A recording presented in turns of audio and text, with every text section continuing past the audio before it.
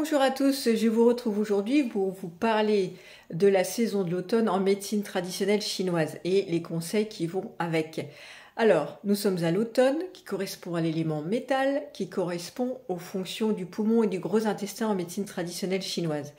Donc la marée énergétique va se faire principalement sur ces deux organes-là.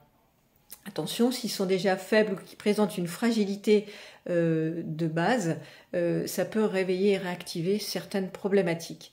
Alors le poumon, outre sa fonction de respiration, d'oxygénation du sang, en médecine traditionnelle chinoise, il a d'autres rôles comme le système immunitaire. Le poumon est responsable de notre chi protecteur et il le diffuse à tout l'organisme, ce qui diffuse cette protection vis-à-vis de l'extérieur. Les virus, les bactéries, ce qu'on appelle les pervers, ça peut être aussi l'humidité, le vent, etc. Le poumon en est responsable. Il est responsable du système pileux, de la respiration, bien sûr de la peau, toutes ces fonctions qui sont différentes un peu de la médecine occidentale. Alors qu'est-ce qu'on fait en automne pour stimuler ce chi du poumon?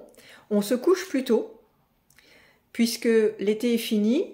La pleine action, activité, dépenses énergétiques à l'extérieur diminue pour faire un peu un retour vers soi avant de préparer complètement l'hiver. Donc on peut continuer à se lever tôt, mais si on peut, et c'est bien de se lever, de se coucher plus tôt, comme le soleil, il commence à se coucher beaucoup plus tôt qu'au mois de juin, au mois de juillet, c'est sûr.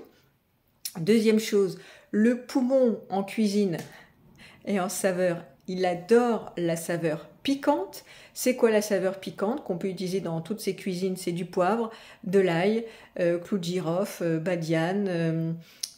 Toutes ces choses qui ont cette saveur piquante vont tonifier le chi du poumon et l'aider dans ses fonctions de diffusion du chi protecteur.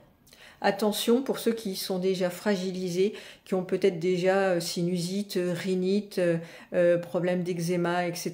ou qui sont très fatigués, n'abusez pas quand même de cette saveur piquante qui pourrait au contraire affaiblir encore plus ses fonctions. On se couvre, le poumon a horreur du froid, on se couvre plus en fonction des températures, quitte à enlever une couche l'après-midi quand il fait plus chaud, mais le matin, couvrez-vous bien parce que le poumon a horreur de ça. La respiration est une de nos entrées énergétiques primordiales. Il y en a trois.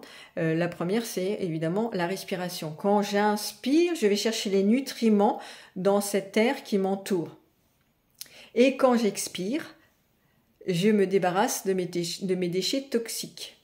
Alors comment on fait? Respiration consciente, c'est-à-dire en pleine conscience, respiration profonde, grande inspiration, grande expiration, autant de fois que vous voulez dans la journée, sur 1 ou 2 minutes, c'est bien. Vous pouvez le faire dans votre voiture quand vous êtes à un feu, vous pouvez le faire derrière votre bureau et devant votre ordinateur, vous pouvez le faire quand vous êtes assis dans votre canapé le soir. Ça permet évidemment de s'oxygéner de façon plus ultimum. Ça permet aussi un massage interne des viscères pour la digestion, pour la circulation du chi. Et ça permet aussi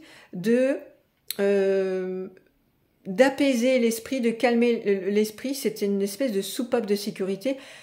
Quand je relâche comme ça à fond, dans mon expiration, on pense avec l'intention que les mauvaises pensées s'en vont. Donc voilà toutes ces